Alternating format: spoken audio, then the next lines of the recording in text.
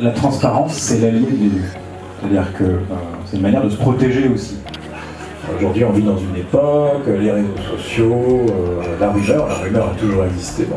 Pour être irréprochable, pour qu'il n'y ait jamais de soupçon sur le fait que la décision de l'élu est partielle, d'autant plus en période préélectorale, il est important que l'élu se protège. Et donc il est important que l'élu mette en place un certain nombre de dispositifs pour pouvoir justifier du fait que la décision qui est prise, Jean, tu parlais tout à l'heure des attributions de logements sociaux, c'est vrai. Il y a des exemples très intéressants.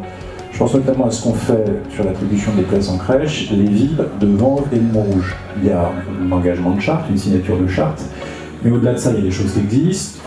D'abord l'anonymat des dossiers au moment où ils sont examinés, ensuite un système de scoring par rapport aux critères dont on parlait tout à l'heure, et puis on peut même envisager d'aller plus loin, avec une implication de l'opposition municipale dans cette prise de décision. Voilà, ça correspond à ce que les gens attendent aujourd'hui, parce qu'ils ont envie d'avoir des élus honnêtes, qui ne soupçonnent pas d'un certain nombre de choix discrétionnaires.